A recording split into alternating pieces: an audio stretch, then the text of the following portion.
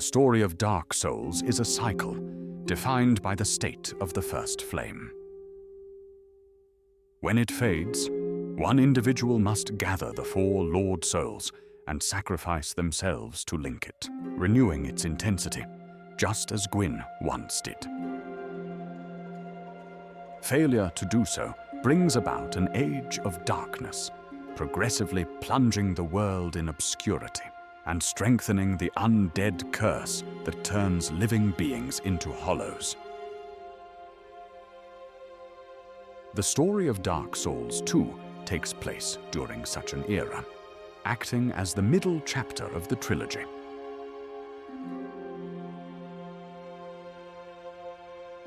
In today's video, we'll examine the world of Drangleic, its castles, and curious geography. We'll also speculate on what became of the first game's locations and how they might have changed over time. Let's begin.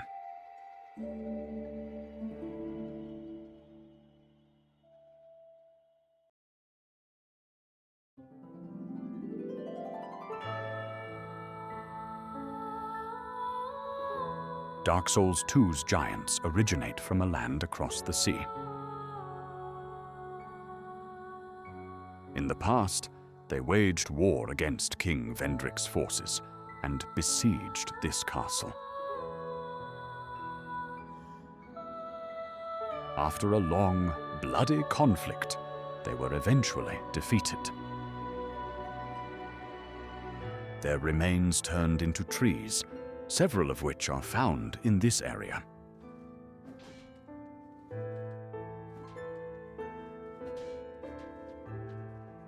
The fortress was severely damaged during the giants' assault, who bombarded it from the sea. It lies in a state of disrepair, overrun with vegetation.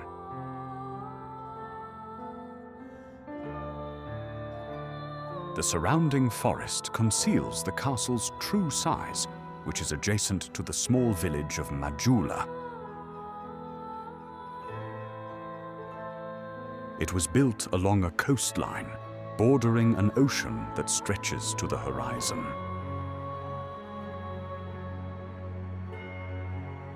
This would have provided a tactical advantage to defenders who were able to shoot down at incoming threats.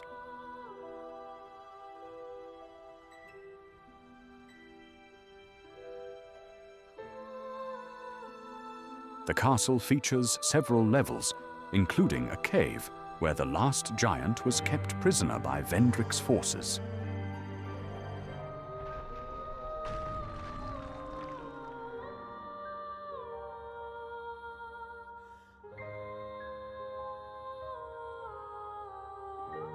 The fortress's location, between mountains and the sea, made it a formidable outpost, which explains why it remains so well guarded to this day.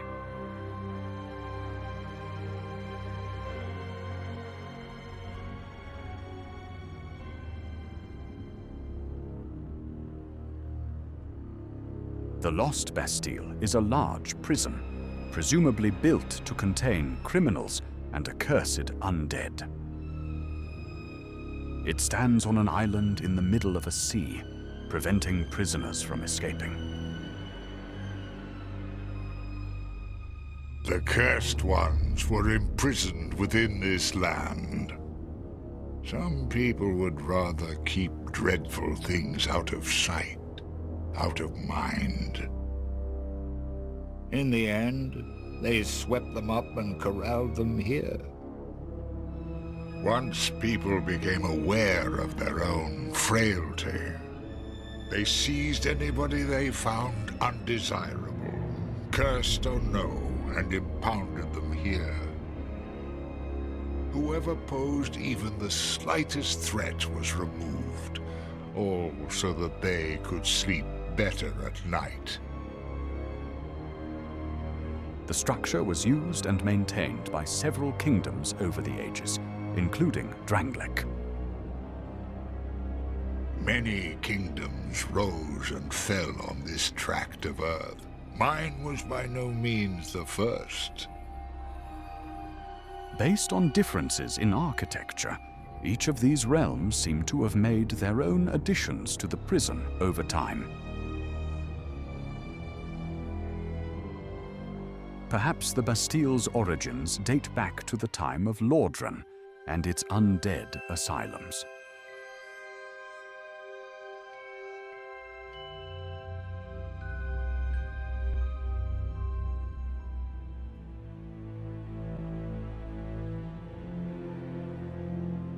The Iron Keep was the seat of the Iron King, an old monarch who was eventually turned into a demon.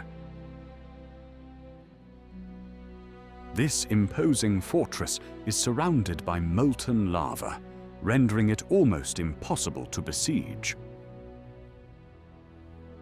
It contains several foundries and forges, certainly used to produce weapons, armors, and constructs.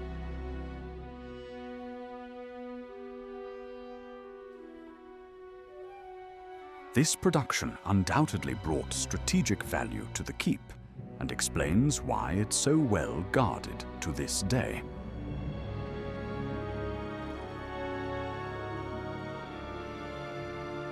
Statues of a Minotaur figure are connected to Aegle, a follower of the Iron King who sought to grant fire a will of its own.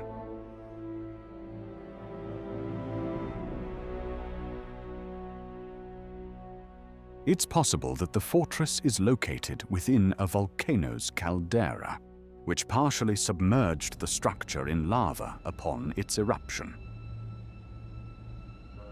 However, this doesn't really fit the earthen peak's landscape, which leads to the Iron Keep via a strange elevator. This, as well as other curious area transitions in Dark Souls 2, have been subject to many debates and theories over the years. A plausible explanation is the game's dreamlike atmosphere, making distances seem much shorter than they really are when traveling between areas.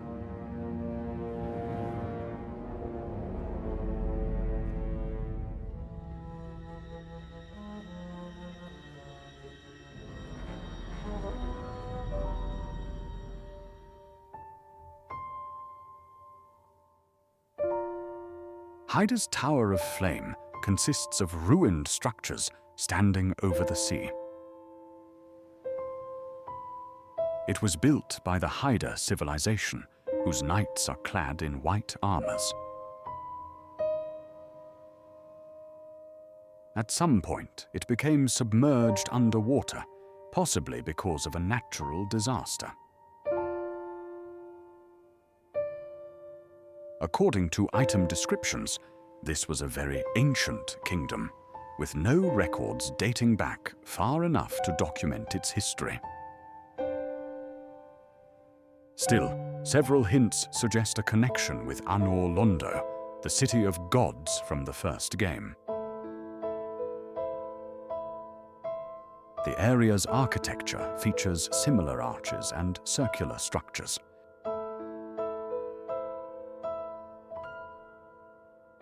Additionally, the enemies here are somewhat reminiscent of Anor Londo's.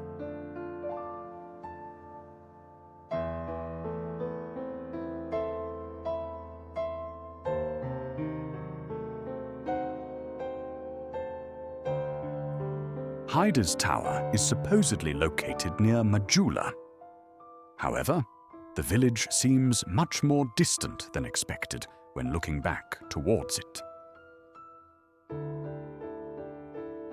This once again supports the idea that Drangleic's geography is convoluted.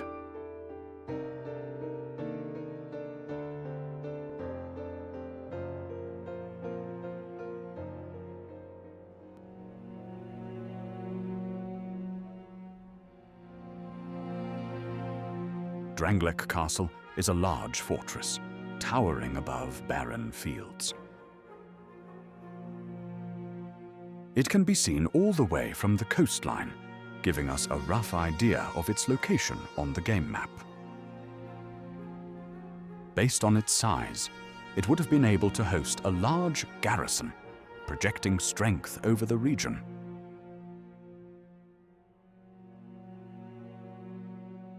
This was the realm's capital, from which King Vendrick ruled with his consort, Nashandra.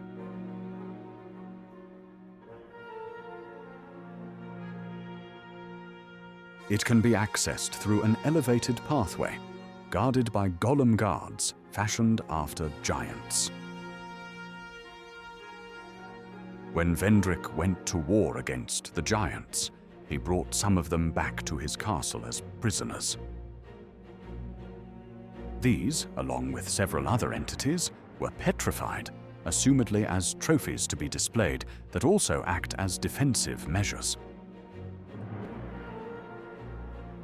Beneath the castle lies the Throne of Want, which serves as a means to link the First Flame. It is built inside a kiln, and the ashes that cover it could be all that remains of previous lords. This structure is implied to be much more ancient than the castle, possibly hinting that it's all that remains of the original kiln of the First Flame.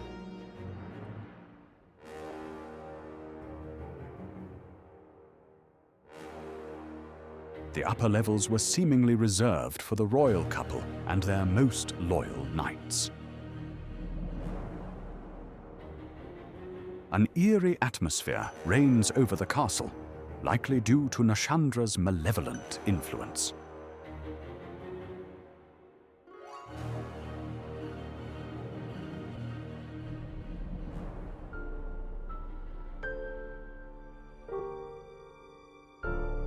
Aldia's keep is an isolated mansion that served as a research facility. It once belonged to Aldia, brother to Vendrick, who's been seeking a way to end the cycle of fire and darkness that rules the world of Dark Souls. Its main hall seems partially based on London's Natural History Museum, highlighting its scholarly function.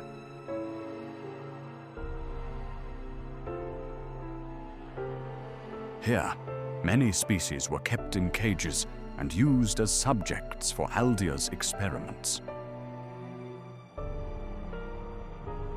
The castle features an acid pit, above which lies a room full of giant corpses.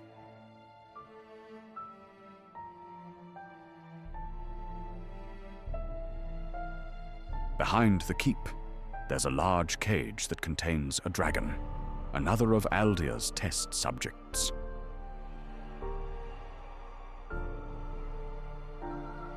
Beyond this point lies the home of dragons, with tall pillars of rock stretching to the skies. This explains the location of the manor, a spot specifically picked by Aldia to further his studies.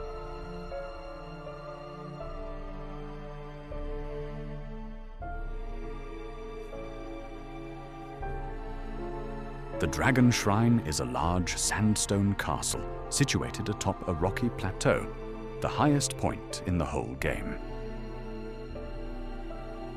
This area is home to dragon nests joined together by rope bridges, probably built by humanoid servants of the dragons.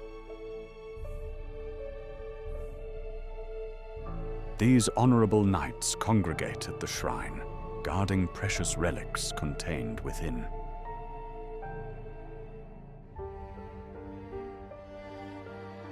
The Dragon Shrine is depicted on a mural in Shulva, an ancient kingdom from a time before Drangleic.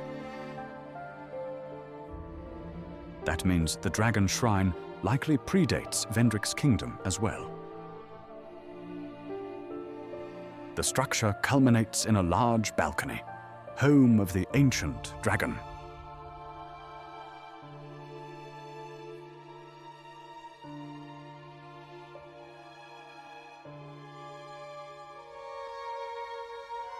Eleum Loyce is a land far to the north of Drangleic, with vast natural deposits of ivory ore.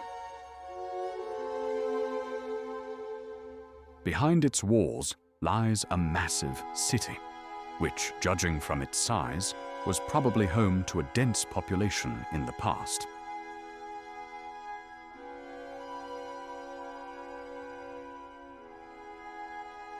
Eleum Loyce was home to the Ivory King and his knights, who dedicated their lives to containing the spread of chaos. Indeed, the raging flame of chaos dwells beneath the land, corrupting those who come into contact with it. Thus, the garrison ward and its grand cathedral were erected above this spot, concentrating the realm's military forces here. Priestesses and their retainers also populated the city, keeping watch over unseen things. At some point, though, the Ivory King lost his fight against chaos. Thus, the castle was frozen in time, plunged in a perpetual blizzard maintained by the oracle priestess Alsana. Centuries passed, and in the days of Drangleic, the name of the Ivory King was lost to time. Today, Eleum Loyce is connected to the mainland by a magical shrine in the shaded woods, not far from Drangleic Castle.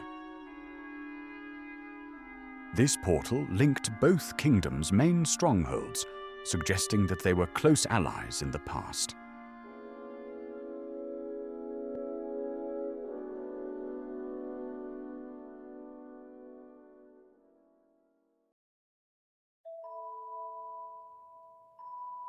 If you enjoy my content, remember to like and subscribe. Thank you for watching.